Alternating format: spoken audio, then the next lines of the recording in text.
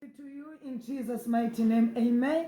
Welcome to day number 80, praying and fasting, amen. Theme yedu iri kuti the anointing. Nasi ndoda kumbonamatira the anointing yekuita mari.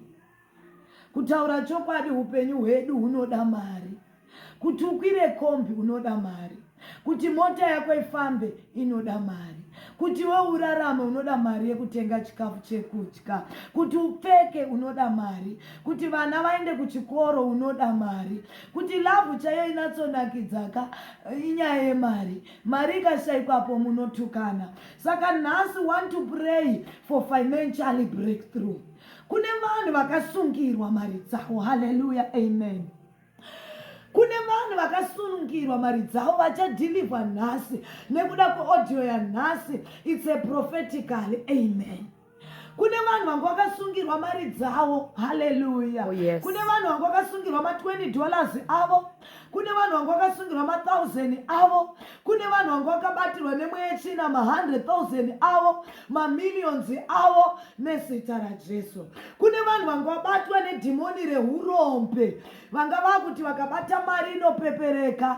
Vamwe vanga vatoomera zvekuti mari yacho vanga vasisina. Vamwe vanga vanyudzwa nemari nevanhu vezvikwereti. Madhimoni ehurombe ndo atida kuramba nhasi nezita raJesu. Kune madhimoni anodzinga mari atiri kuda kuramba nhasi nezita raJesu. Kune madhimoni anosunga mari atida kuramba nhasi nezita raJesu. Vamwe takarota hope tichipa vanhu a paper note, iwo uchipiwa coin. Zvarewo tunongochipirwa mari yako nezita raJesu. Vamwe takarota hope tiri mubhengi tichiswaipa kadhi redu richibva ramedzwa. Zvareva kuti unongochitorerwa mari yako nezita raJesu. Ndoda kuti uconnecte prayer iyi. You testify nezita ramambo Jesu. Share please. Share kuhama yako yese yauda kuti ngosangane nefinancial breakthrough. Toda kushaidza mari. Mari ine nzeve dzekunzwa, amen. Zvatakanakira tina mari Mwari wedu. Mwari wedu Jesus Christ the Alpha and Omega.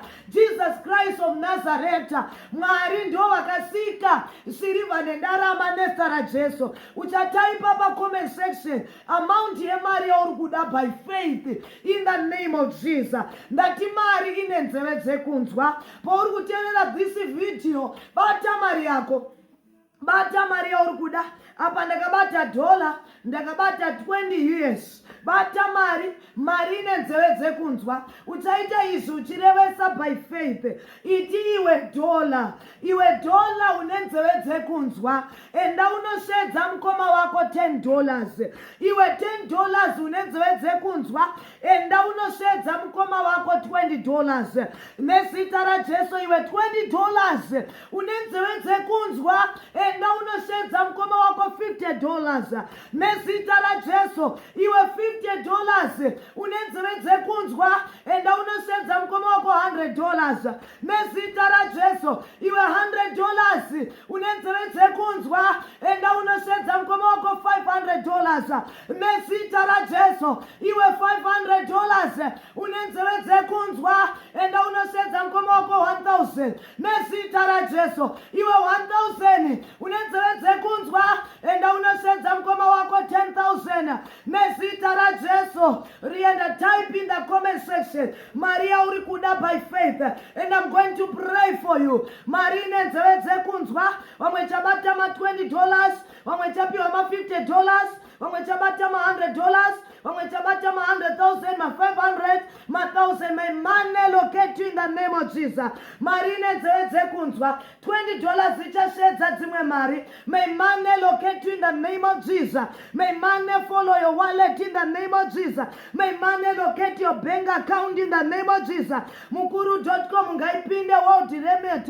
Rangarirwa nemari nezita raJesu. Receive money, take it in the mighty name of Jesus. Gamuchira mari yauri kuda, gamuchira nezita raJesu. Right now wakatarisa mari. Demoni rehurombe regeza fire. Holy Ghost fire. Nezita raJesu. Mweya hurombe ngaukuregedze nezita raJesu. Nyasha dzako dzemari ngadziregedze ngadziregedzwe nezita raJesu. Dhimoni rese rekubira mari, mweya wekwamai, mweya wekwababa, dhimoni reurombe, poverty spirit, mweya yenzvimbo wese yekubira mari murume, right now nezita raJesu regedzwa nedhimoni reurombe, regedzwa nezita raJesu. Fire, be delivered. Vamwe muchatodeliverwa, be delivered in the name of Jesus, be delivered in the name of Jesus. Mari yako yange yakabiwa, mari yako yange yakasungwa, ngaisunungurwe nezita raJesu, nezita raJesu, nezita raJesu, nezita raJesu. I come in the name of Jesus.